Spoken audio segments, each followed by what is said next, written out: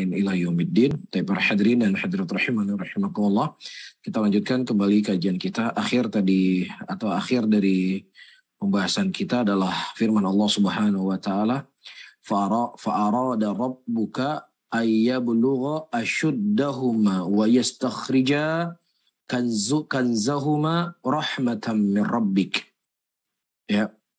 Dan maka Tuhanmu menghendaki agar supaya mereka sampai kepada kedewasaannya. Yablugha ashuddahuma. Dan mengeluarkan simpanannya itu sebagai rahmat dari Tuhanmu. Perhatikan dua ayat yang disebutkan oleh Al-Imam Sabuni rahimahullah ta'ala di sini. Ayat yang pertama adalah perbuatan Nabi Khidir alaihissalam merusak kapal pada waktu itu, dan perbuatan Nabi Khidir alaihissalam adalah perbuatan yang itu merupakan Allah yang takdirkan, Allah yang ciptakan perbuatan tersebut. Akan tetapi Nabi Khidir alaihissalam menisbatkan perbuatan itulah kepada diri beliau. Tetapi ketika disebutkan tentang kenikmatan, ya, kebaikan, maka kebaikan itu dinisbatkan kepada Allah Subhanahu wa taala. Bukan berarti ketika kita tidak menisbatkan kejelekan, Allah tidak menciptakan kejelekan. Bukan maknanya demikian. Ya, Allah Subhanahu wa taala yang menciptakan kejelekan dan Allah yang menciptakan kebaikan, tetapi kejelekan itu tidak dinisbatkan kepada Allah Subhanahu wa taala. Maka demikian pula, ulidzalika qala mukhbiran an Ibrahim alaihissalam. Demikian juga ketika mengkhabarkan tentang Nabi Allah Ibrahim alaihissalam.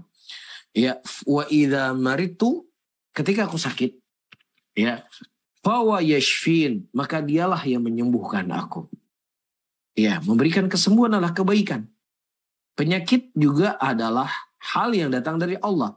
Kesembuhan juga datang dari Allah. Tetapi ketika Nabi Allah Ibrahim menyebutkan sakit, beliau tidak mengatakan ketika Allah memberikan saya sakit, tetapi beliau mengatakan ketika aku sakit, ya, dialah yang menyembuhkan aku.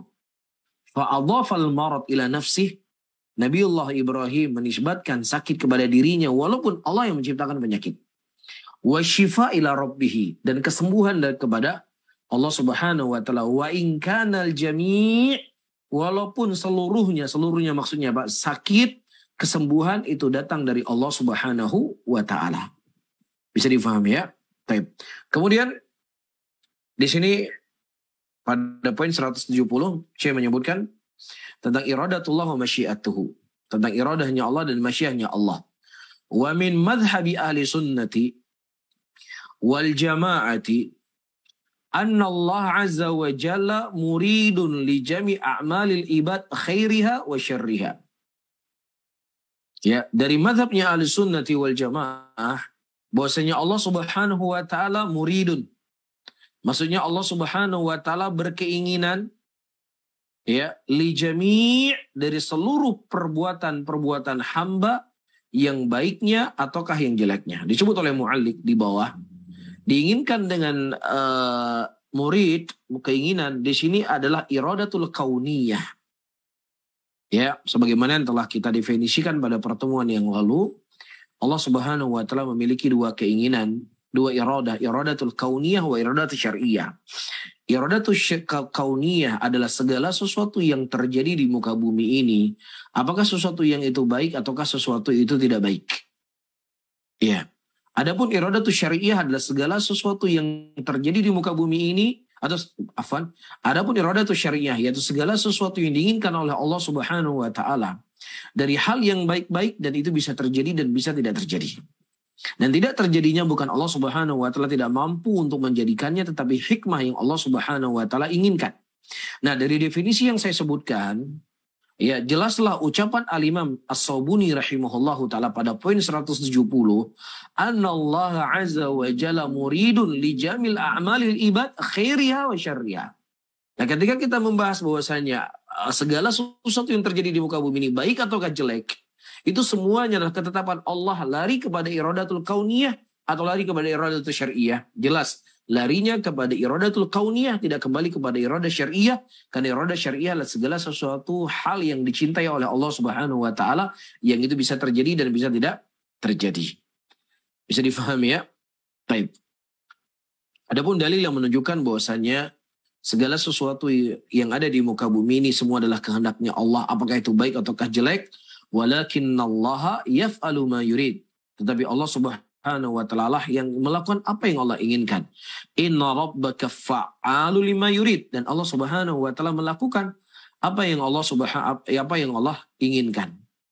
Baik. Nah, di sana adapun iradatu syar'iyyah, itu segala sesuatu keinginan yang baik yang diinginkan oleh Allah Subhanahu wa ta'ala itu bisa terjadi dan bisa tidak terjadi. Dan tidak terjadi, saya tegaskan kembali, ya bukan ketidakmampuan Allah Subhanahu wa ta'ala, tapi demikianlah hikmah yang Allah Subhanahu wa ta'ala inginkan. Baik.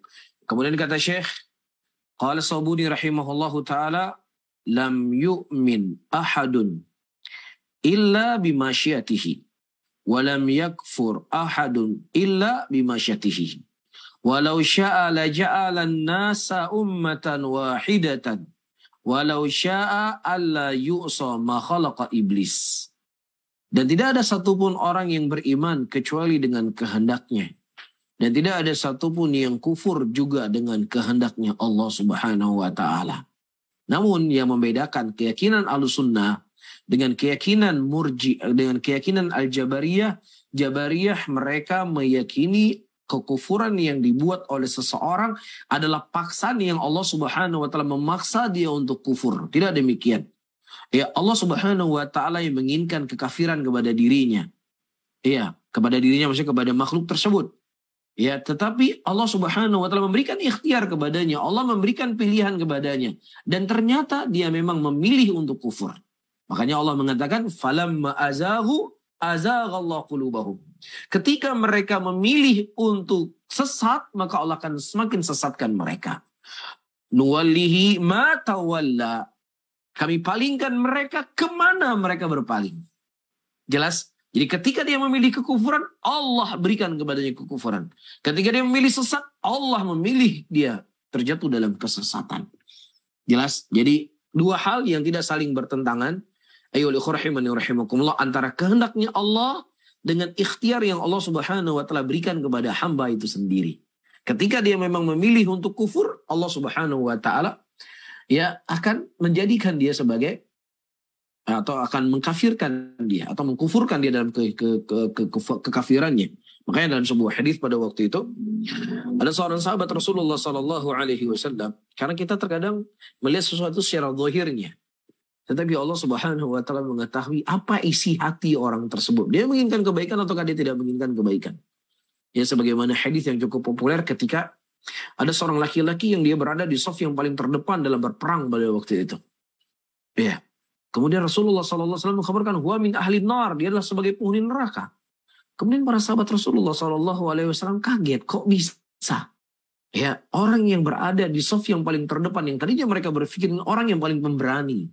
Tidak ada balasan, tentunya surga, kan begitu pikirannya mereka. Tetapi bukan para sahabat pada waktu itu bukan menolak, tetapi mereka kaget. Kok bisa orang ini dalam keadaan dia paling berani kemudian dia masuk neraka? Kemudian diikutilah dan ternyata ketika dia tersayat dengan pedang pada waktu itu akhirnya dia bunuh diri. Nah, inilah hal-hal yang tidak diketahui oleh manusia karena manusia menilai sesuatu itu dengan zahirnya, adapun Allah Subhanahu wa ta'ala mengetahui isi hatinya. Ya, isi hati Fir'aun, isi hati Namrud, isi hati Abu Lahab, isi hati Abu Jahal. Allah Subhanahu wa ta'ala mengetahui apa yang ada dalam hati mereka dan mereka lebih memilih kekufuran daripada keimanan. Bisa difahami? Dan kemudian kata Syekh, dan tidak ada satupun orang yang kufur kecuali juga dengan kehendak Allah Subhanahu wa ta'ala. Walau sya'a, dan kalau seandainya mereka berkehendak, kalau seandainya Allah Subhanahu wa ta'ala menginginkan, maka Allah akan menjadikan manusia itu semua menjadi satu umat. Dan kalau seandainya Allah Subhanahu wa ta'ala tidak menginginkan iblis untuk bermaksiat, maka juga iblis tidak akan pernah bermaksiat. Tetapi Allah Subhanahu wa ta'ala menjadikan iblis menjadi makhluk yang kufur kepada Allah Subhanahu wa ta'ala, sehingga itulah yang Allah tetapkan kepada iblis. Dan apakah Allah mendolimi iblis? Allah tidak pernah mendolimi iblis sama sekali. Tapi jalan itulah yang dipilih oleh iblis. Iblis telah diberikan kepadanya akal, telah diberikan kepadanya kenikmatan, telah melihat ayat-ayat dan keagungan Allah Subhanahu wa ta'ala, dan dia sendiri tahu akan keagungan Allah, dan Allah sendiri yang dia ketahui akan keagungannya oleh iblis. memerintah iblis untuk sujud kepada Adam, tapi dia tidak dia justru enggan sujud kepada Adam, dan dikarenakan keengganannya tersebut dia dicampakkan oleh Allah ke dalam nerakanya Allah Rabbul Alamin. Bisa difahami ya? Fakufrul kafirin wa imanul mu'minin biqada'i subhanahu wa ta'ala wa qadari wa iradatu wa masyiyatuhu wa arada kulla dhalika wa sya'a wa qada. Maka kafirnya orang kafir, imannya orang beriman, itu semuanya dengan qada'nya Allah Subhanahu wa ta'ala dan takdirnya Allah.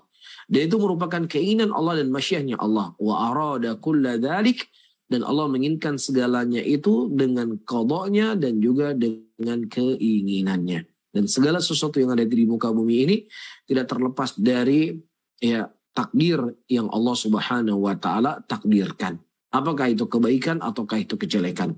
Wa yardul imana wa ta'ah. Allah Subhanahu wa ta'ala meridhoi keimanan dan ketaatan. Wa yaskhatul kufra wal ma'siyah. Dan Allah Subhanahu wa ta'ala itu benci dengan kekufuran dan benci dengan kemaksiatan. Kalau Allah Azza wa Jalla, Allah mengatakan dalam ayatnya, in takfuru fa innallaha ghaniyun 'ankum wa la yarda li ibadihi al-kufra wa in tashkuru yardahu lakum. In takfuru, dan kalau seandainya kalian itu kufur, maka Allah Subhanahu wa ta'ala itu maha mencukupi dari kalian. Maksudnya Allah nggak akan berkurang keagungan Allah dengan kafirnya kalian. Dan sebaliknya Allah juga nggak butuh dengan keimanan kalian. Imannya kalian itu manfaatnya kembali kepada kalian sendiri.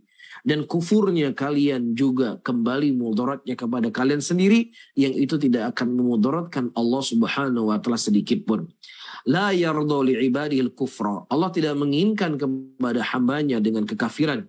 Wa in tashkuru, maksudnya tidak ridha dari bab asyariyah. Adapun secara kauniyah, ada manusia yang kufur, ada manusia yang beriman. Wa in tashkuru, dan kalau seandainya kalian bersyukur, yardahu lakum. Allah Subhanahu wa ta'ala ridha kepada kalian. Taib. Kemudian kita lanjutkan pembahasan yang baru. Taib. Wa qala al-Imam Sabuni rahimahullahu ta'ala, wa ya'taqidu wa yashhadu ashabul hadithi anna awaqibal ibad mubhamatun la yadri ahadun bima yukhtamu lahu. Dan telah diyakini dan dipersaksikan oleh ashabul hadith bahwasanya awaqibal ibad, bahwasanya kondisi dan keadaan hamba itu mubhamatun, itu sesuatu yang masih tersamarkan. Ya, tersamarkan itu binisbahnya kita, manusia. Adapun binisbah Allah Subhanahu wa ta'ala, Allah mengetahui dia mati dalam keimanan ataukah mati dalam kekufuran. Wala yadri ahadun bima yukhtamu lahu. Dan tidak ada satupun manusia yang mengetahui dengan apa dia akan ditutup. Apakah dia ditutup dengan kebaikan ataukah dia ditutup dengan kejelekan. Apakah dia mati dalam keadaan husnul khatimah atau dia mati dalam keadaan su'ul khatimah. Apakah dia mati mengucapkan la ilaha illallah atau dia justru mengucapkan kalimat-kalimat yang gak pantas untuk dia ucapkan. Ya, tidak ada manusia yang tahu. Ya, seperti hadis yang kita sebutkan tadi, Rasulullah SAW mengkhabarkan orang yang paling berani berperang pada waktu itu sebagai penghuni neraka. Ya, yang mana pandangan para sahabat Rasulullah memandang orang ini orang yang baik. Ya, mereka memandang ini akan masuk dalam surganya Allah, tapi justru di akhir hayat dia bunuh dirinya. Bisa difahami? Wala yahkumuna liwahidin bi'ainihi annahu min ahlil jannah wala yuhkamuna ala ahadin bi'ainihi annahu min ahlin nar lianna dhalika mughayyabun anhum la ya'rifuna ala ma yamutu alaihi al-insan walidhalika yaqulun innamal mu'minuna insyaallah ay minal mu'minina alladhina yukhtamu lahu bi khairin insyaallah. Maka oleh karena itu tidaklah dihukumi kepada siapapun dia sebagai ahlul jannah. Maksudnya kita. Dalam arti kata, ketika ada seorang yang dia rajin sholat, rajin beribadah, dan lain sebagainya, kemudian kita katakan dia pasti masuk neraka. Tidak bisa kita vonis seseorang itu pasti masuk neraka. Masuk surga maksud saya. Kecuali siapa yang telah dikhabarkan oleh Allah dan Rasulnya dia sebagai penghuni surga. Dan selain dari apa yang Allah khabarkan, selain apa yang dikhabarkan oleh Nabi SAW, maka seseorang tidak boleh memastikan dia sebagai penghuni surga. Demikian juga wala yuhkamu wala yahkumuna ala ahadin, dia tidak boleh menghukumi kepada siapapun bi'aini dia sebagai penghuni neraka. Ini si kafir ini masuk dia pasti neraka, nggak bisa. Kita boleh mengatakan kalau seandainya si kafir ini mati dalam keadaan kekafirannya dia pasti masuk neraka. Tetapi tanpa mengkaitkan dia pasti masuk neraka, dia neraka itu tempatnya, maka tidak dibolehkan. Sebagaimana Allah Subhanahu wa taala menegur Nabi kita Muhammad sallallahu alaihi wasallam ketika melaknat sebagian orang-orang kafir pada waktu itu, dan ternyata sebagian orang-orang pada waktu itu yang dilarang oleh Allah Subhanahu wa taala melaknat mereka masuk dalam Islam. Ya, maka saya ulangi kembali, boleh kita mengatakan orang kafir itu masuk neraka dengan kait, ya, kalau dia mati dalam kekafiran. Kalau dia mati dalam kondisi seperti ini, dia mati dalam keadaan dia mati pasti masuk neraka. Jelas. Tapi mengatakan dia pasti masuk neraka tanpa ada kait apapun maka tidak dibenarkan. Paham? Tetapi saya ulangi kembali, jangan salah paham ya. Ketika kita katakan dia kalau mati dalam keadaan seperti ini, dia mati dalam keadaan kekafiran, mati selain daripada Islam, dia pasti masuk neraka. Itu maksudnya. Baik. Lianna dzalika mughayyabun anhum, dikarenakan itu sesuatu yang tersembunyi dari mereka. La ya'rifuna ala ma yamutu 'alal insan, alaihi al-insan, karena tidak ada yang mengetahui bagaimana matinya dia. Oleh karena itu kita mengatakan inna mu'minunan insyaallah. Kita adalah orang mukmin insyaallah, maksudnya minal mu'minina alladzi, dari orang-orang yang beriman yang mereka menutup dengan kebaikan. Tapi kalau seandainya seseorang mengucapkan ana mukmin insyaallah dia mengucapkan mukmin dalam arti dia ragu, saya ini mukmin atau enggak mukmin, maka ini tidak dibenarkan. Afillah syakun fatir samawati wal ard, apakah kepada Allah Subhanahu wa taala kalian ragu yang menciptakan langit dan bumi? Maka istisna insyaallah tidak bisa diucapkan ketika seseorang ragu dengan keimanannya. Tetapi kalau seandainya dia mengucapkan ana mukminun insyaallah, maksudnya saya insyaallah lah orang-orang mukmin yang akan mati dalam kebaikan, yang insyaallah akan mati masuk dalam surga, maka tidak masalah dia mengistisna dengan insyaallah dalam bab ini. Tapi ketika dia mengucapkan istisna dalam arti kata dia ragu dengan keimanannya, maka hal yang seperti ini tidak dibolehkan dan tidak dibenarkan di dalam agama kita. Karena ragu terhadap keimanannya, nggak boleh dia ragu dengan keimanannya. Wa yashhaduna liman mata 'alal Islam anna 'aqibatahu al-jannah fa innal ladzina sabaqal qada 'alaihim min Allah annahum yu'adzibuna bin nar muddatan lidhunubihim allati iktasabuha wa lam yatubu minha fa innahum yarudduna akhiran ila al-jannah wa la yabqa ahadun fin nari minal muslimina fadlan min Allah wa minnah. Wa yashhadun, dan mereka mempersaksikan siapa saja yang mati di atas Islam, bahwa siapa saja yang mati dalam Islam maka akibat atau efeknya dia akan mendapatkan surganya Allah Subhanahu wa taala, atau akhir dari kehidupannya dia pasti akan masuk dalam surga.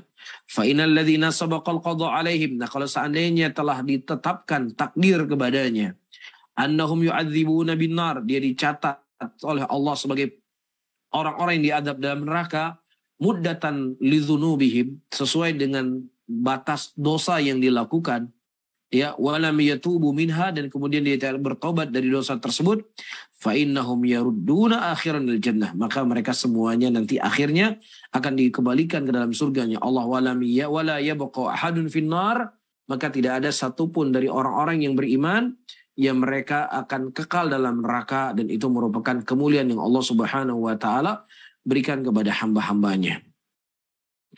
Taib. Kemudian waman mata wal iyadzu billah alal kufri famuradduhu ila an-nari la yanju minha wa la yakunu limuqamihi fiha muntaha. Taib. Adapun orang yang mati ya dan billah di atas kekufuran, maka dia itu tempatnya adalah neraka dan dia tidak akan pernah selamat dari neraka. Wala yakunu limuqamihi fiha muntaha, dan tidak akan pernah menjadi neraka itu sesuatu yang akan berakhir. Neraka itu tidak akan pernah fana, tempat tinggalnya itu selalu dia akan berada di tempat itu selama-lamanya. Bisa difahami ya?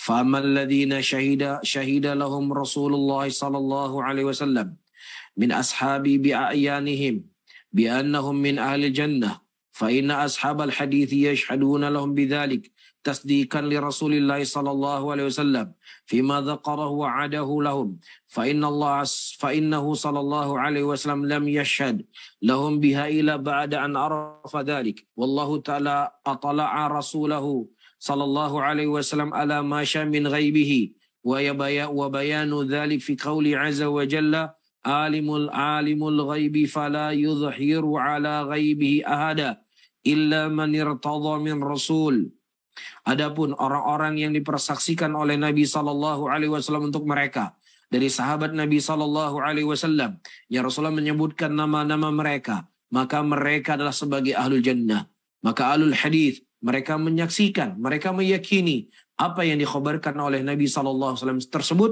sebagai bentuk pembenaran kepada Nabi sallallahu alaihi wasallam dari apa yang beliau khabarkan, dari apa yang beliau janji untuk mereka. Maka Nabi sallallahu alaihi wasallam tidaklah mempersaksikan sesuatu kecuali setelah beliau mengetahui perkara tersebut dari Allah Subhanahu wa taala. Sebagaimana kata Syekh, Allah lah yang memberikan informasi kepada Nabi sallallahu alaihi wasallam apa yang Allah kehendaki dari perkara gaib tersebut, sebagaimana Allah katakan dalam ayatnya, alimul ghaib.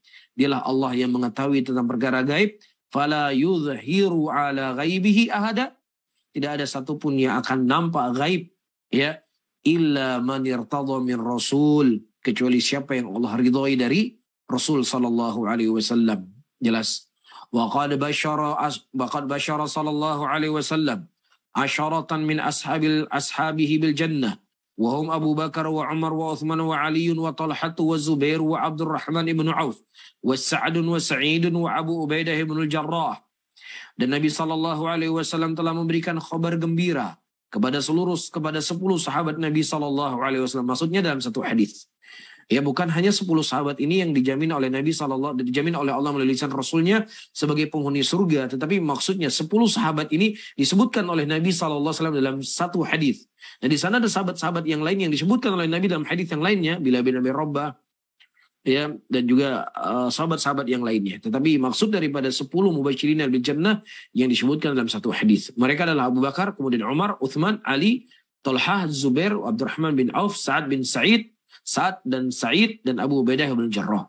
Wa kadzalika qala li Thabit bin Qais ibnu Syammas annahu min ahli jannah. Demikian pula yang Thabit, demikian juga Rasulullah mengatakan kepada Thabit bin Qais bin Syammas, dia adalah sebagai penghuni surga. Ya qala Anas bin Malik, falaqad kana yamshi baina adhhurina wa nahnu naqul innahu min ahli jannah. Ya, bahwasanya Thabit bin Qais dia berjalan di antara kami dan kami mengatakan dia adalah sebagai penghuni surga. Karena Rasulullah sallallahu alaihi wasallam mengkhabarkan beliau sebagai penghuni surga. Wallahu taala a'lamu bishawab. Mungkin ini yang bisa saya sampaikan pada kajian kita di malam hari ini, dan insyaallah taala pada pertemuan yang akan datang kita akan masuk kepada pembahasan tentang sahabat Nabi sallallahu alaihi wasallam dan kemuliaan-kemuliaan yang dimiliki oleh mereka. Wallahu a'lam bishawab.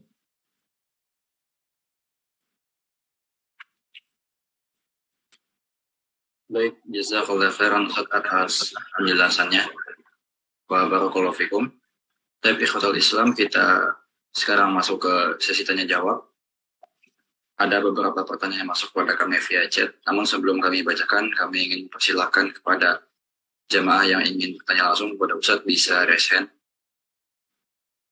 Ya, silakan Akh Emil.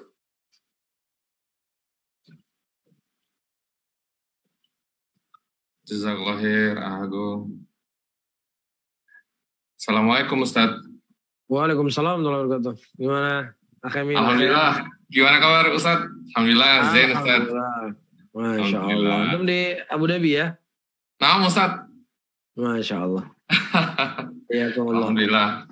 Ustaz, afwan ini izin bertanya Ustaz, ada yang ana belum paham Ustaz mengenai yang tadi antum sampaikan. Sebelumnya jazakallahu khairan atas ilmu yang sudah disampaikan. Yang ingin ana tanyakan ada dua Ustaz. Yang pertama mengenai hikmah Allah. Yang ana tangkap dari hikmah Allah itu, apakah benar hikmah Allah itu takdir baik Ustaz? Kalau dan apakah takdir baik itu, maksudnya, dan apakah salah satu bentuk usaha untuk mendapatkan takdir baik dari Allah itu contohnya zikir pagi dan petang Ustaz? Itu yang pertama. Kemudian yang kedua Ustaz, apakah semua rasa kekhawatiran dan rasa takut yang kita punyai itu seluruhnya adalah waswas syaitan Ustaz? Ataukah itu manusiawi atau bagaimana? Karena terkadang kita khawatir terhadap takdir kita di depannya nanti, apakah itu waswas syaitan atau manusiawi Ustaz? Jazakallahu khairan. Wa barakallahu fiik wa jazakallahu khairan. Pertama, para hadirin dan hadirat rahimani wa rahimakumullah, ya, tidak ada satupun di antara manusia yang mengetahui tentang rahasia, ya, dari ilmu Allah Subhanahu wa taala, dari perkara gaib tersebut, kecuali siapa yang Allah Subhanahu wa taala khabarkan daripada Rasulnya. Ini satu hal.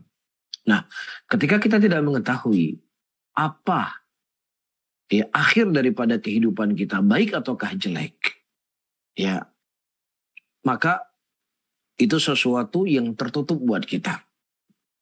Jelas ya, tertutup buat kita untuk mengetahui apa akhir hidup kita. Apakah saya mendapatkan kebaikan besok? Apakah saya mendapatkan kerugian besok ataukah tidak? Itu sesuatu yang tertutup bagi kita.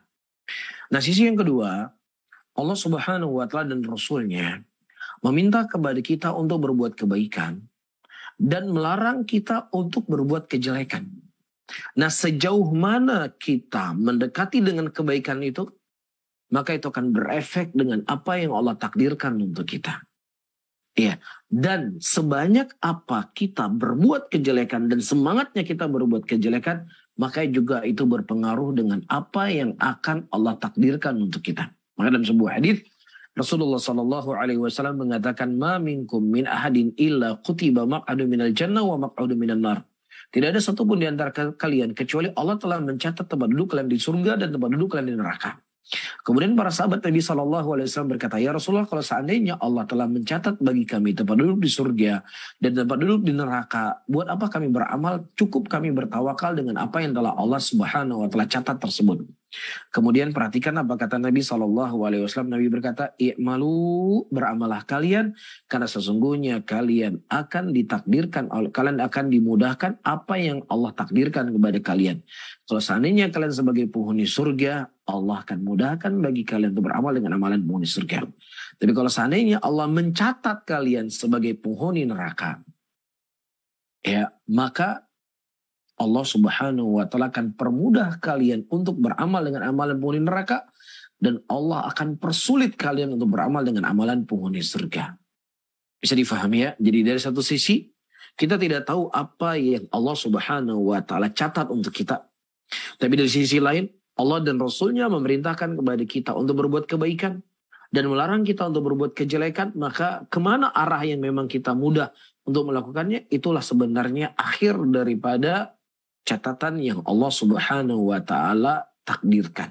Maka kapan itu akan berakhir? Berakhirnya ketika kita mampu mengucapkan la ilaha illallah. Kalau seandainya kita tidak mampu mengucapkan la ilaha illallah, atau kalau seandainya kaki ini belum melangkah menuju surga, maka tidak ada satupun yang bisa menjamin apa akhir daripada kehidupannya. Baik, ini yang pertama. Yang kedua, para hadirin dan hadirat rahimani rahimakumullah. Para ulama ketika mereka menjelaskan perangkap syaitan, ya, segala sesuatu yang menyelisih dari Al-Quran, sesuatu yang menyelisih dari sunnah Rasulullah SAW, atau dengan bahasa lain, apa saja yang berbau dosa, apa saja yang berbau maksiat, maka itu merupakan adalah jalannya syaitan. Itu kaidah. Tapi itu kaidah. Maka ya, ada di antara kekhawatiran itu adalah sesuatu yang sifatnya baik. Ada sesuatu kekhawatiran yang itu sifatnya adalah perangkap syaitan. Ada sesuatu kekhawatiran yang itu sifatnya adalah manusiawi. Saya sebutkan dulu sifatnya manusiawi. Ketika Rasulullah SAW mendatangi Sa'd bin Abi Waqqas radhiyallahu taala anhu, yang beliau sakit pada waktu itu, dan kemudian Sa'd bin Abi Waqqas radhiyallahu taala anhu ingin menginfakkan harta beliau di jalan Allah Subhanahu wa taala. Singkat cerita, Nabi SAW mengatakan atulus kathir, sepertiga itu sudah cukup banyak. Ya, maksudnya Nabi SAW melarang Sa'd bin Abi Waqqas radhiyallahu taala anhu untuk menginfakkan harta beliau lebih dari sepertiga. Karena dengan meninggalkan anaknya dalam keadaan berkecukupan itu lebih baik daripada dia meninggalkan anaknya dalam keadaan meminta-minta. Ada kekhawatiran jangan sampai engkau memberikan harta engkau seluruhnya, nanti akan membuat anak engkau gak punya apa-apa. Ini kekhawatiran yang sifatnya manusiawi. Ada kekhawatiran ketakutan seseorang yang itu merupakan tanda keimanannya dia, yang kemudian melahirkan daripada ibadah, yang kemudian melahirkan dari sifat-sifat yang baik, yang dia tidak ta'ajub, dia tidak ujub dengan apa yang dia miliki. Ya, sebagaimana Umar bin Khattab radhiyallahu taala anhu berkata, "Lau nada munadin minas sama, innakum dakhilunal jannah illa rajulan wahidan la khiftu anahu." Kalau seandainya aku mendengar suara dari langit dan mengkhabarkan seluruh yang ada di muka bumi ini semuanya masuk surga, kecuali satu orang yang masuk surga. Wallahi, kata Umar bin Khattab, aku takut satu orang itu adalah saya. Ini kekhawatiran Umar bin Khattab. Nah, kekhawatiran Umar bin Khattab radhiyallahu taala anhu di sini adalah menunjukkan keimanannya beliau, menunjukkan kemuliaannya beliau, dan bukan menunjukkan tidak percayanya beliau apa yang dikhabarkan oleh Nabi SAW, tetapi kekhawatiran beliau pada diri beliau sendiri. Maka semakin tinggi iman seseorang, ya, maka akan semakin kuat, makin khawatir dia pada dirinya. Bisa dipahami? Nah, ada kekhawatiran-kekhawatiran. Dari kekhawatiran tersebut membuat orang itu putus asa. Ya, saya ini memang sudah banyak dosa. Saya sudah banyak maksiat, nggak mungkin Allah ampuni dosa saya. Udahlah. Ya, jadi kekhawatiran dia, ketakutan dia berlebih-lebihan kepada sesuatu yang kemudian dia meninggalkan amalan soleh. Dia meninggalkan kebaikan. Dia putus asa daripada rahmatnya Allah Subhanahu wa ta'ala.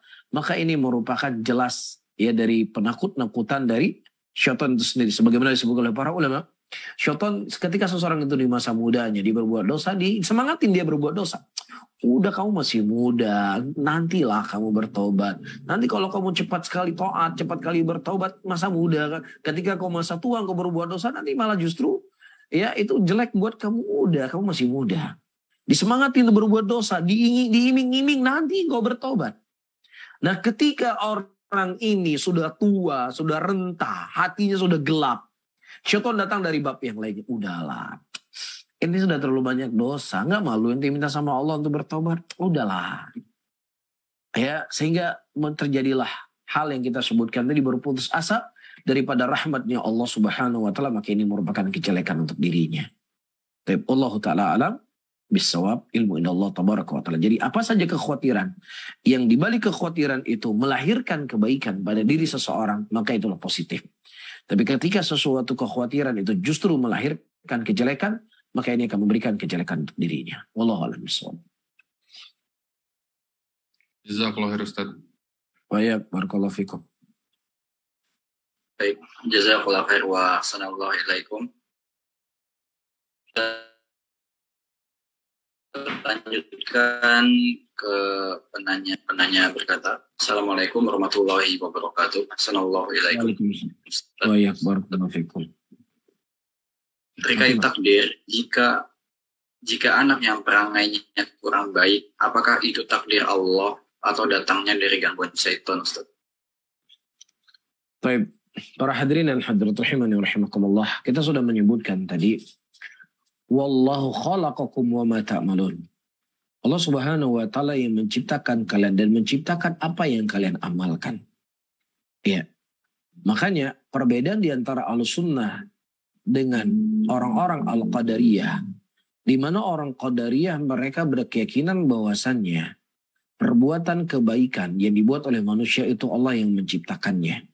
Adapun perbuatan kejelekan itu merupakan ciptaan manusia itu sendiri. Makanya dikatakan bahwasanya Qadariyah majusi hadil ummah. Qadariyah itu majusi umat ini. Kenapa majusi umat ini? Karena majusi berkeyakinan adanya dua Tuhan. Tuhan yang menciptakan kebaikan dan Tuhan yang menciptakan kejelekan.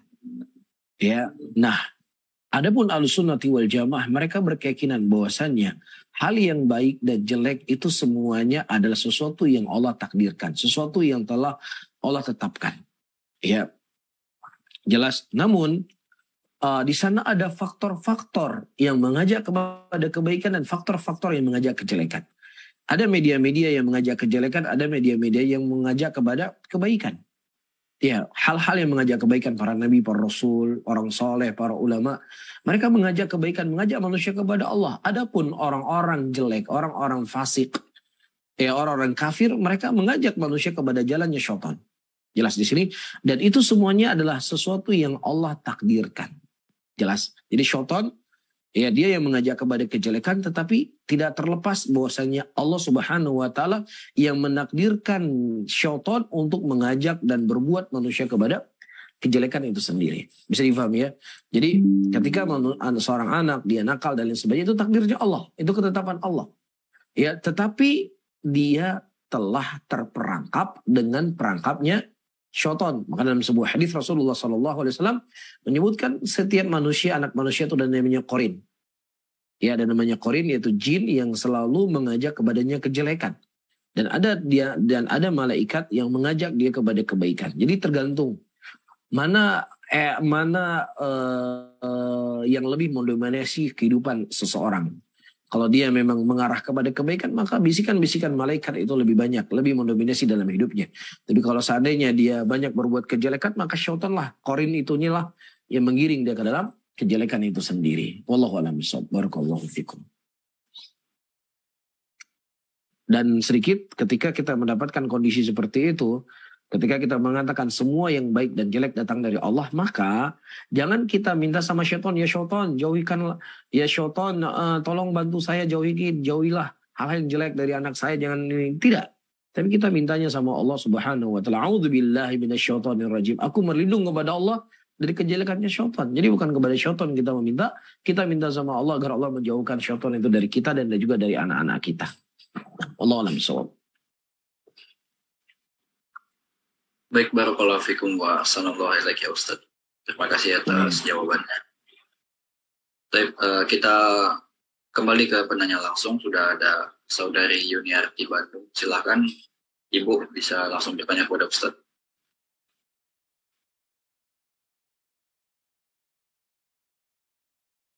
Cek Ibu Yuniarti. Silakan Ibu, bisa dibuka mikrofonnya. Assalamualaikum warahmatullahi wabarakatuh, Pak Ustadz. Waalaikumsalam warahmatullahi wabarakatuh. Saya izin bertanya, Pak Ustadz. Jadi saya tuh suka mendengar orang, misalnya orang tersebut tidak mendapatkan jodoh sampai tua, bahkan sampai ajal menjemputnya. Kadang-kadang orang berkata begini, Pak Ustadz. Contohnya, apa nih Pak Ustadz? Ini agak kasar kata-katanya. Misalnya nih, kata-katanya, kok nasib saya begini saja ya.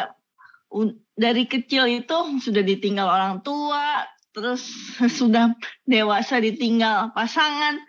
Kok saya tidak mendapatkan jodoh ya sampai saya tua, bahkan saya sampai ajal menjemput. Itu apakah orang seperti itu mendapat takdir buruk, apa emang sudah takdir buruk atau baik, Pak Ustadz? Terus yang kedua, bedanya takdir buruk sama baik tuh apa contohnya, Pak Ustadz? Jazakallahu khairan. Baik. Barakallahu fiik wa jazakillahu khairan. Para hadirin dan hadirat rahimani rahimakumullah, dan kepada ibu yang bertanya, ya seperti yang telah kita sebutkan di awal kajian, kenapa kita harus belajar tentang masalah takdir? Dan kenapa pula para ulama kita dari setiap pembahasan dalam masalah akidah, mereka masukkan permasalahan takdir dalam kitab-kitab mereka. Dan diantaranya adalah efek dalam kehidupan kita itu sangat berpengaruh dengan bentuk keyakinan kita kepada takdir tadi. Nah, misalnya seseorang diberikan oleh Allah Subhanahu wa taala ujian. Ya, ujian dilahir dalam keadaan yatim piatu. Perlu diketahui, manusia yang paling terbaik di muka bumi ini, Nabi kita Muhammad sallallahu alaihi wasallam, lahir dalam keadaan yatim. Setelah beberapa lama beliau tumbuh, ibu beliau meninggal, dan masa kecilnya beliau adalah yatim piatu. Maka Nabi sallallahu alaihi wasallam menyebutkan dalam hadisnya, ya kalau seandainya kalian mendapatkan ujian, maka ingatlah ujian yang telah menimpa diriku. Ya, maka itu akan memberikan keringanan pada kita. Ya, nah Nabi kita Shallallahu Alaihi Wasallam boleh lahir dalam keadaan yatim piatu, sehingga dari sisi lain ini merupakan kehormatan bagi orang-orang yang mereka terlahirkan dalam yatim piatu. Dia sama dengan Nabi Shallallahu Alaihi Wasallam dari sisi ini, dan juga memberikan pelajaran kepada kita. Yatim dan piatunya seseorang tumbuh dalam keadaan yatim, bukan dia tidak bisa menjadi orang yang baik. Bukan berarti dia tidak menjadi orang yang sukses. Bahkan orang yang paling sukses di muka bumi ini, dunia dan akhiratnya, Nabi kita Muhammad Shallallahu Alaihi Wasallam lahir dalam keadaan yatim. Bisa difahami? Dan itu merupakan adalah kehendaknya Allah Subhanahu wa taala yang telah Allah tetapkan. Ketika seseorang bersabar dengan ujian dan cobaan tersebut, maka tidak ada balasan bagi orang yang bersabar kecuali surganya Allah Subhanahu wa Ta'ala. Baik, ini yang pertama. Kemudian juga dari sisi jodoh, ya dari sisi jodoh, ya Allah Subhanahu wa Ta'ala menentukan segala sesuatu yang itu terbaik untuk hamba-hambanya. Berapa banyak orang-orang yang terkadang dia punya suami, tapi dia berharap nggak usah punya suami. Mungkin suaminya suka mukul dia, suaminya suka menyiksa dia, sehingga dia ingin terlepas daripada suami tersebut. Jadi ini juga harus dipikirkan oleh seseorang. Ya, ini harus dipikirkan oleh seseorang. Jadi ya sesuatu yang kita harapkan itu baik belum tentu baik buat kita. Ya, apakah kita bisa menjamin orang yang nggak punya jodoh? Kalau dia punya jodoh, hidupnya akan lebih baik, belum ada jaminan. Ya, belum ada jaminan. Nah, begitu juga ketika misalnya dia tumbuh bersama ibu dan bapaknya, apakah dia bisa menjamin ya itulah kebaikan untuk dirinya? Belum tentu. Bisa saja justru dengan ada dan ibu bapaknya membuat dia semakin berdosa. Dia nggak bisa berbakti kepada ibunya, dia durhaka kepada ibunya, didurhaka kepada bapaknya dan seterusnya. Ya, makanya disinilah seseorang harus beriman dengan takdir bahwasanya segala sesuatu yang Allah Subhanahu wa Ta'ala takdirkan kepada kita, maka itulah yang terbaik untuk kita. Ini yang kedua. Yang ketiga, para hadirin dan hadirat, mungkin kita perlu ada usaha-usaha yang harus kita lakukan. Ya, ada usaha-usaha yang harus kita lakukan, mungkin karena dosa kita, karena maksiat kita, ya mungkin karena lisan kita dan lain sebagainya, akhirnya kita dijauhkan dari kebaikan. Ya, maka disinilah kita ajang untuk kita bertaubat, beristighfar kepada Allah Subhanahu wa Ta'ala. Bisa difahami dan seseorang tidak boleh sama sekali untuk dia suudzon kepada Allah. Tidak boleh dia berprasangka jelek kepada Allah Subhanahu wa Ta'ala. Sebagaimana Nabi Zakaria alaihissalam, beliau berdoa kepada Allah Subhanahu wa Ta'ala dalam keadaan rambut beliau sudah memutih, daging tulang beliau sudah melemah. Ya, dalam keadaan istrinya sudah mandul, dia berkata, ya Allah, aku nggak pernah sama sekali kecewa berdoa kepada Engkau, wahai Rabbku. Ya, aku nggak pernah sama sekali kecewa berdoa kepada Engkau. Ya, maka ini terus dia usahakan. Nabi Zakaria alaihissalam secara teori nggak mungkin beliau bisa punya anak lagi. Tapi demikianlah Allah menakdirkan kepada hamba-hambanya dari waktu yang terbaik dan waktu yang paling indah dalam kehidupannya. Baik. Adapun soal yang kedua, ya tadi kita sudah mengisyaratkan ketika kita berbicara tentang perbuatan Allah yang Allah takdirkan, yang kembali kepada perbuatan Allah, tidak ada perbuatan Allah kecuali dalamnya adalah kebaikan. Tidak ada perbuatan Allah yang jelek. Seluruh perbuatan Allah dalamnya adalah kebaikan. Akan tetapi ya yang disebut dengan takdir yang baik dan takdir yang jelek adalah binisbahnya kita. Ya, misalnya seseorang diberikan nikmat oleh Allah, diberikan harta, diberikan anak, diberikan istri, punya pasangan hidup. Ini secara zat adalah nikmat yang Allah berikan kepadanya. Baik. Nah, begitu juga misalnya sebaliknya seseorang itu dia sakit, dia bangkrut, ya dia nggak punya pasangan hidup dan lain sebagainya. Secara zat itu memang jelek untuk dirinya. Secara zat, secara ainnya itu jelek. Namun bisa saja kebaikan yang seseorang dapatkan tadi, dia nggak bisa bersyukur sama Allah. Justru dengan kebaikan yang Allah berikan, dia lalai dari nikmat tersebut untuk mengingat Allah. Dan dia tidak menunaikan hak-haknya dari nikmat yang Allah berikan. Maka nikmat tadi berubah menjadi malapetaka untuk dirinya. Dan sebaliknya, ada orang yang dia sakit, dia bangkrut, dia nggak punya jodoh dan sebagainya. Tapi bersama dengan itu dia sering beristighfar sama Allah. Dia sering menangis di hadapan Allah. Dia sering mengakui kesalahannya. Ya, dia sering istilahnya bermunajat kepada Allah, maka musibah tadi yang sebenarnya adalah kejelekan untuk dia berubah menjadi sebuah kenikmatan. Intinya, bagaimana sebuah kenikmatan itu akan menjadi sebuah nikmat ketika dia bersyukur. Bagaimana sebuah ujian itu juga akan menjadi nikmat kepadanya ketika dia bersabar. Tapi sebaliknya, ketika Allah memberikan nikmat kepadanya, kemudian dia kufuri nikmat tersebut, nikmat itu menjadi malapetaka untuk dirinya.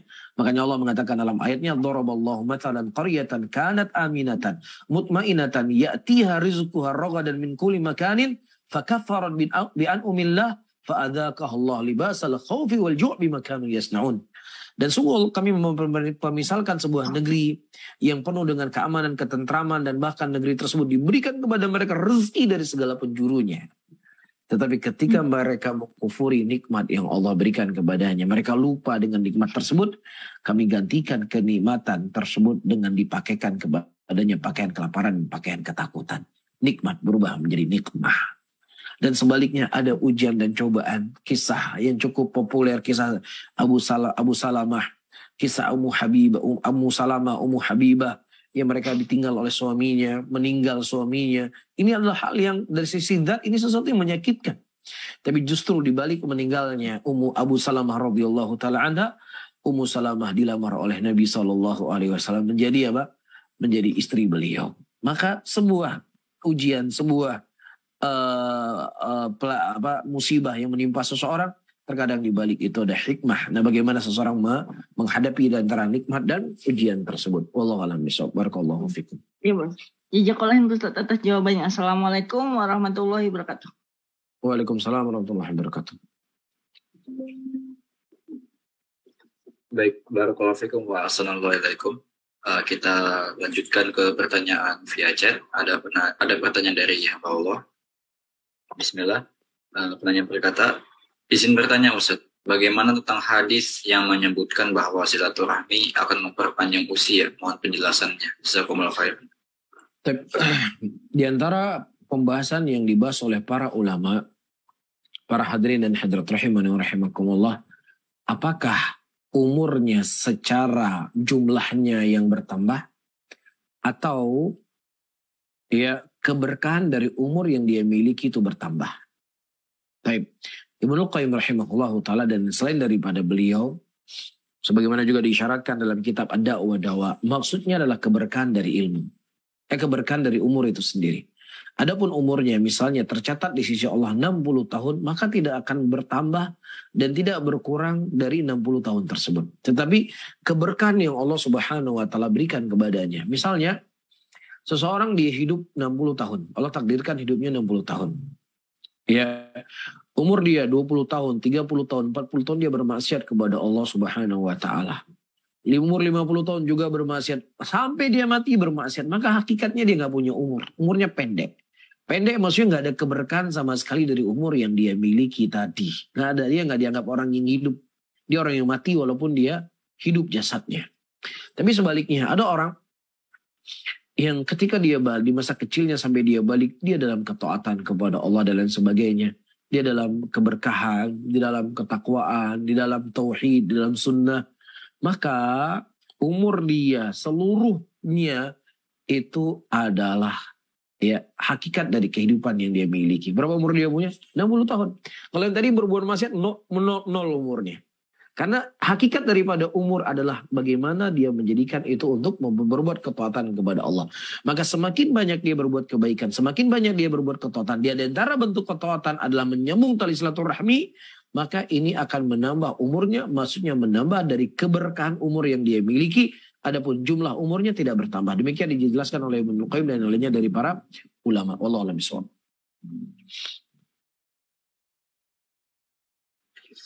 Baik, jazakumullah khairan wa barakallahu fikum. Kita lanjutkan ke penanya langsung. Sudah ada Ummu Amar, silahkan Ummu Amar. Jazakumullahu khairan Akhir Rizki. Assalamualaikum warahmatullahi wabarakatuh Ustadz. Waalaikumsalam warahmatullahi wabarakatuh. Alhamdulillah jazakumullah atas penjelasan materi Ustadz hari ini. Walaupun sedikit berat Ustadz materinya, mudah-mudahan nanti kami bisa murajaah kembali. Ada titipan pertanyaan dari Ummahat Ustadz, mohon nasihatnya. Assalamualaikum warahmatullahi wabarakatuh. Ustadz, di antara keluarga saya ada yang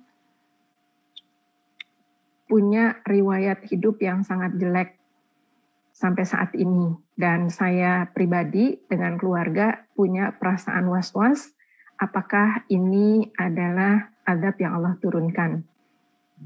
Jadi mudah-mudahan Ustadz bisa menasihatinya. Kejadiannya seperti ini Ustadz.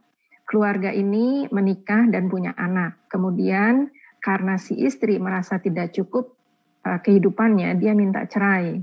Kemudian mereka bercerai dan ternyata anak-anaknya jadi broken home dan punya pendirian yang rapuh. Ketika menghadapi bahaya, larinya kepada minuman atau hal-hal yang lain yang buruk. Kemudian juga punya anak dan anaknya juga masih belum dewasa tapi kecenderungannya tidak baik, Ustadz. Dan dari yang pasangan suami istri yang bercerai ini sampai cucunya, kok kelihatannya tidak mengarah ke arah yang lebih baik. Ketika pun diberi masukan, sulit menerimanya. Jadi selaku kerabat luar, apa yang bisa saya lakukan, Ustadz? Dan itu juga saya khawatir menimpa saya atau keluarga saya. Karena kita tidak tahu akhirnya akan seperti apa. Jazakumullahu khairan atas nasihat Ustadz.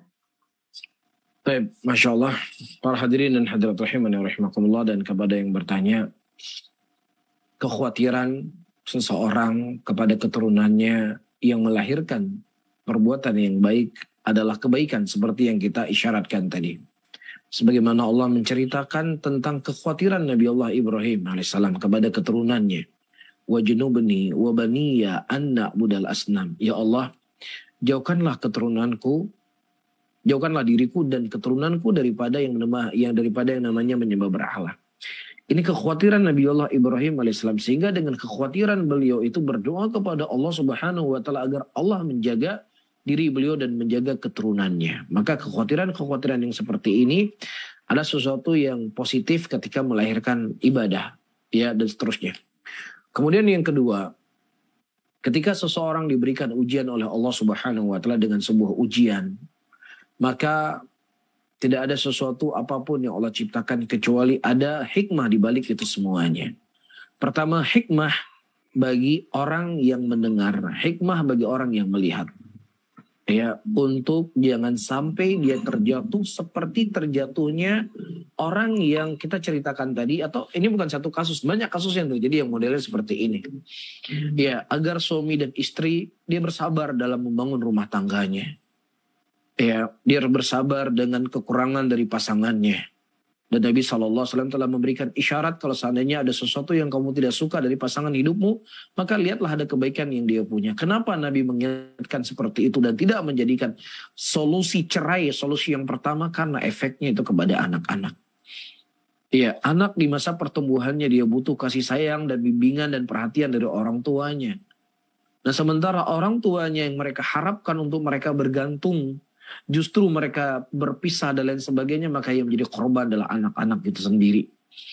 Ya, mungkin di masa muda Anda tidak akan terlalu berefek buat hidup Anda, tapi di masa tua Anda ini akan memberikan efek yang sangat luar biasa. Ya, karena orang tua dia sudah tua, dia emosi, dia dalam keadaan perasaannya sudah berbeda dengan orang yang muda. Disitulah dia butuh dengan anaknya, dia butuh dengan kunjungan anaknya, dia butuh dengan sapaan anaknya. Tetapi ketika anak-anaknya model seperti ini, dia nggak bisa mendapatkan apapun kebaikan di dunia, apalagi untuk urusan akhiratnya, kecuali Allah berkehendaknya kepada berkehendak yang lainnya. Maka di sini adalah pelajaran buat orang yang lainnya, agar jangan bermudah-mudah untuk bercerai, atau bisa saja dia nggak bercerai, tapi dia nggak memperhatikan kondisi dan anaknya. Ini sangat berbahaya. Ya, ini sangat berbahaya.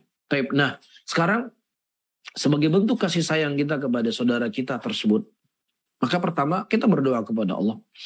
Karena hidayah itu milik Allah Subhanahu wa taala. Ya, sesuatu yang kita berpikir nggak mungkin, nggak ada yang nggak mungkin kalau Allah Subhanahu wa taala telah berkehendak. Sebagaimana kisah disebutkan ada dua suami dan istri pada waktu itu dia berdiskusi. Ya, satu mengkhabarkan sepertinya Umar bin Khattab akan masuk Islam. Ya, kemudian salah ibu istrinya atau suaminya berkata, ya tidak mungkin Umar bin Khattab masuk Islam, kecuali kalau keledainya masuk Islam, Umar akan masuk Islam. Sampai segitunya. Karena menurut pandangan mereka nggak mungkin Umar ini masuk Islam karena dia sangat benci kepada Islam. Tapi doa Rasulullah mengadakan kedua tangannya bermohon kepada Allah Subhanahu wa taala, justru Allah memberikan hidayah. Maka inilah tugas kita, mendoakan kebaikan kepada saudara kita tersebut agar diberikan hidayah oleh Allah, anaknya diberikan hidayah oleh Allah Subhanahu wa taala.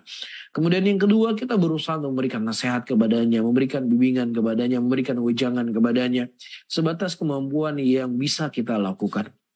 Ya, dan tentunya akhir daripada usaha kita tersebut, ya ada batas-batas yang kita sebagai manusia tidak akan mungkin bisa melampaui batas tersebut.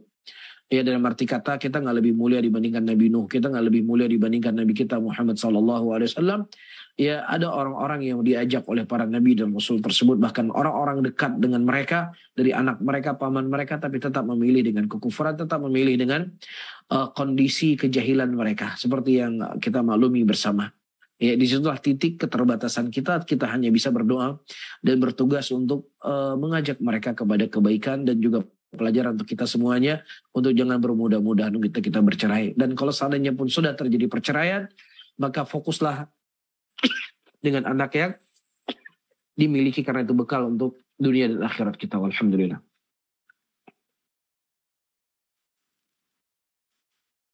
Allah alam shawab. Baik, barakallahu fiik wa ahsanallahu ilaik. Kita lanjutkan ke pertanyaan via chat. Ada pertanyaan dari hamba Allah. Bismillah. Assalamualaikum warahmatullahi wabarakatuh. Assalamualaikum. Ya, Ustaz, qadarullah 2 malam yang lalu karena kecapean setelah pulang kerja, ana tidur Ustaz sebelum Isya, yang mana waktu Isya saat ini di Eropa Utara pukul 22.20 dan baru kebangun sudah masuk waktu subuh. Waktu ana pulang kerja itu sebenarnya sudah masuk waktu Isya, Ustaz. Tapi karena kecapean, tadi ana pikir istirahat bentar biar bisa sholat khusyuk.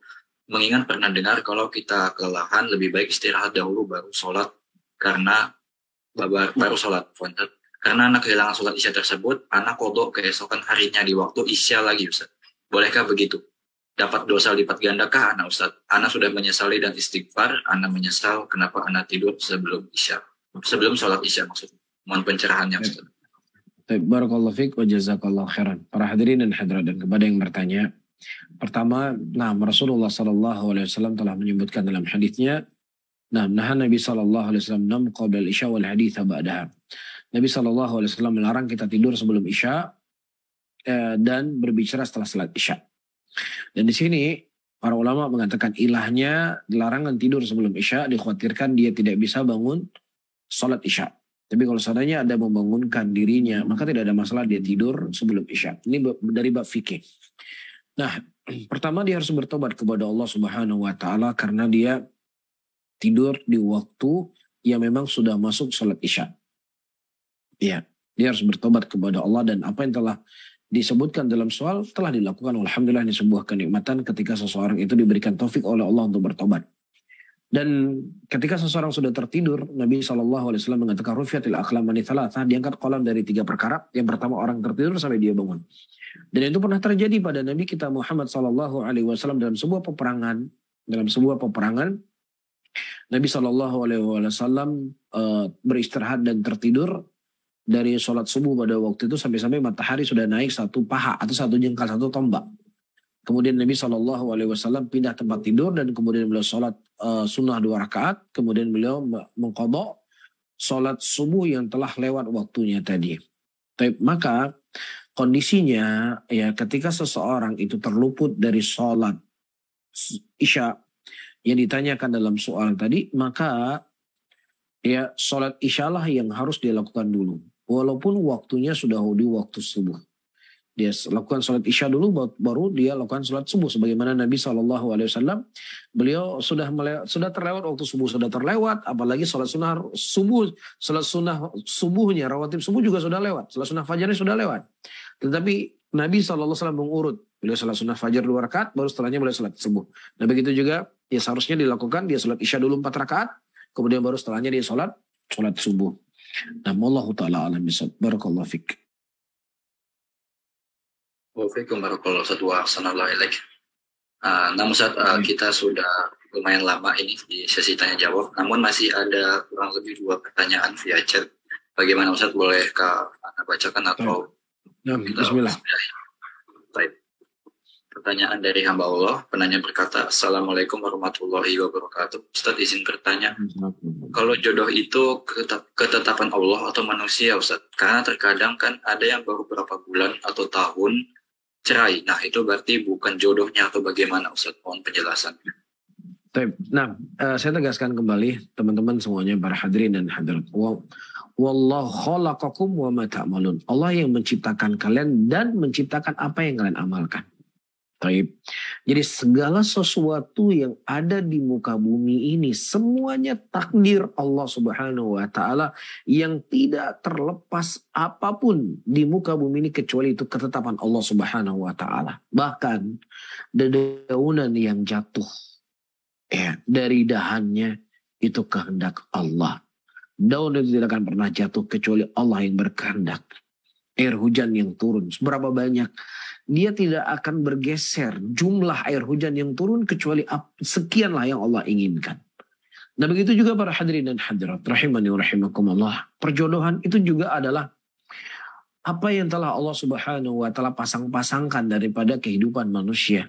Nah jodohnya dia, itulah berlaku jodohnya dia. Ya jodohnya sekian tahun, jodohnya 2 tahun. Ya jodohnya sekian bulan, jodohnya sekian hari. Ya apakah dia meninggal, apakah dia bercerai, itu salah satu dari jodohnya dia. Ya dan tidak mesti jodoh itu harus lama-lamanya. Ya ada jodoh yang sifatnya selama-lamanya, ada jodoh yang mesti sekian lama. Ya udah itu memang bukan lagi jodohnya dia, seperti rezeki. Jodoh itu sama seperti rezeki.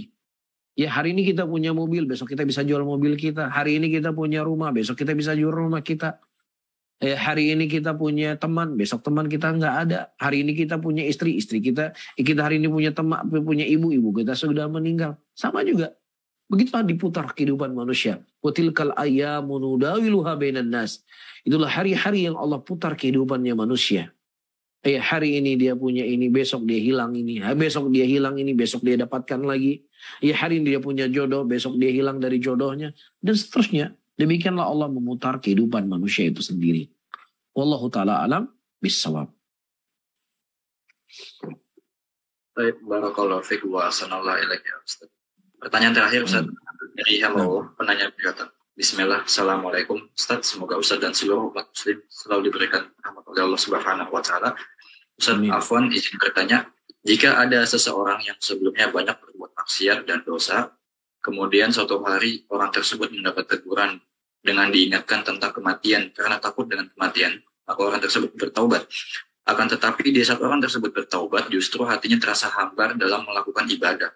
Lalu pikirannya seperti buntu untuk melakukan kebaikan, misal dalam menuntut ilmu. Orang tersebut khawatir ia termasuk jauh dari taufik atau hidayah Ustaz. Karena ia pernah dengar bahwa jika Allah Ta'ala tidak ingin kebaikan kepada seseorang, maka akan disibukkan dengan urusan dunia. Apa yang sebenarnya terjadi oleh orang tersebut dan apa yang mesti dilakukan oleh orang tersebut. Mohon nasihat dan penjelasannya Ustaz. Jazakallahu khair. Baik, para hadirin dan hadirat rahimani wa rahimakumullah. Allah Subhanahu wa taala memberikan hidayah kepada manusia itu berbeda-beda. Ya, berbeda-beda tingkatan hidayah yang Allah Subhanahu wa taala berikan. Ya, ada hidayah yang Allah berikan seperti imannya Abu Bakar Siddiq. Ada hidayah yang Allah berikan imannya seperti Umar bin Khattab. Ada hidayah yang Allah berikan seperti Utsman bin Affan, seperti Ali bin Abi Thalib. Yang mereka itu bertingkat-tingkat dari sisi keimanannya mereka. Baik. Itu semua adalah ketetapan Allah. Tetapi ketetapan Allah Subhanahu wa ta'ala itu, ayo rahimani wa rahimakumullah, tidak terlepas juga daripada ikhtiar yang harus kita lakukan. Ya hidayah itu harus, setelah kita mendapatkan hidayah itu harus kita cari. Ya, di antara bentuk mencari hidayah kita berdoa kepada Allah Subhanahu wa taala agar Allah selalu memberikan hidayah kepada kita.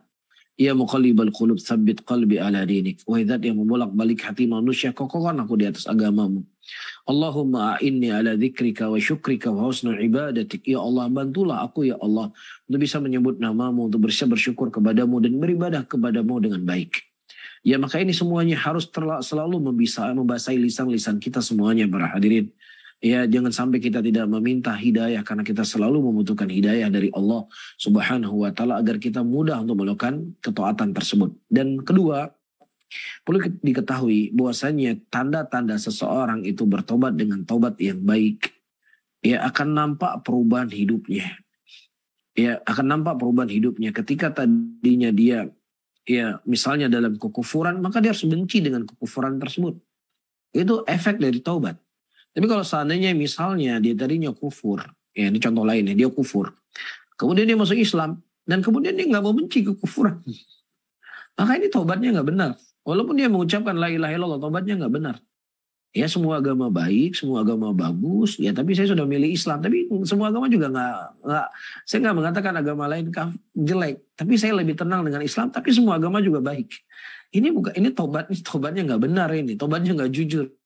Jadi kata para ulama, taubatnya seseorang dari sebuah dosa, konsekuensinya dia benci dengan dosa tersebut dan kemudian dia memperbaiki dirinya. Ya, dia bertobat dari zina, dia bertobat dari minum khamr. Ya, maka dia harus benci dengan zina dan khamr tersebut dan kemudian ya dia menjauhi dari dosa tersebut. Itulah hakikat daripada bertobat itu sendiri. Maka ya dari sisi lain dia jangan berputus asa, dia terus memaksa dirinya, dia paksa hatinya sebagaimana dia memaksa badannya untuk berolahraga, memaksa badannya untuk bergerak. Demikian juga hati perlu dipaksa. Saya harus baca Quran, saya harus sholat sunnah, saya harus hadir di majelis ilmu dan lain sebagainya. Karena ketika Allah telah memberikan hidayah kepada kita, kemudian kita sia-siakan hidayah tersebut, kita khawatir hidayah tersebut akan ditarik oleh Allah sedikit demi sedikit, sedikit demi sedikit. Yang tadinya malas untuk menuntut ilmu, ya malas untuk ilmu, kemudian setelahnya berefek kepada yang lainnya, ya malas sholat ke masjid, ya kemudian malas baca Quran, kemudian tidak akan berakhir di situ, akhirnya ya sudah mulai bolong-bolong sholatnya, ya dan tidak hanya berakhir di situ, kemudian dia bisa saja meninggalkan sholat secara keseluruhan, iya dan billah. Ya jadi demikianlah sedikit demi sedikit manusia akan dijauhkan dari kebaikan dan itu bisa terjadi kepada siapa saja. Bisa kepada saudara kita kepada yang bertanya atau juga bisa terjadi kepada kita sendiri. Kita nggak lebih mulia dari orang-orang yang pernah melihat Nabi SAW, tetapi di akhir hayatnya ada di antara mereka yang murtad. Sebagaimana diceritakan oleh Imam Muslim dari Anas bin Malik, orang yang telah dipercayakan oleh Nabi SAW untuk menulis Al-Quran, tapi justru di akhir hayatnya dia murtad dari agama Allah Subhanahu wa Ta'ala. Oleh karena itu banyaklah memohon dan meminta kepada Allah agar diberikan tambahan hidayah. Wallahu a'lam bishawab. Baik, barakallahu fikum wa ahsanallahu alaikum Ustaz. Alhamdulillah Ustaz, sudah kami bacakan semua pertanyaan yang masuk, sudah habis semuanya. Ana izin untuk penutupan Ustaz, jazakallahu khair. Wallahu fiik, Ustaz Agung. Baik, alhamdulillah banyak sekali faedah yang bisa kita dapatkan pada kajian pada malam hari ini. Semoga bisa menjadi tambahan ilmu yang bermanfaat untuk kita semuanya. Dan kami ucapkan terima kasih kepada Ustaz jazakallahu khairan atas ilmu yang disampaikan kepada kita semuanya. Semoga bisa menjadi amal jariah Ustaz kelak. Dan juga ucapan terima kasih kepada para jamaah umum mengaji di Emirat, di manapun berada. Semoga kita semua selalu dalam perlindungan Allah Subhanahu wa Ta'ala. Kemudian kami mohon maaf jika ada kurangan dan kesalahan baik sikap maupun perkataan. Dan juga semoga dimudahkan untuk jumpa lagi di kajian berikutnya. Wa sallallahu ala nabiyyina Muhammadin walhamdulillahi rabbil alamin. Subhanakallahumma wa bihamdika asyhadu an la ilaha illa anta astaghfiruka wa atubu ilaik. Assalamualaikum warahmatullahi wabarakatuh. Waalaikumsalam warahmatullahi wabarakatuh. Ya, ana izin ya. Warahmatullahi wabarakatuh. Silakan Ustaz. Jazakallahu wabarakatuh. Jazakallahu khair.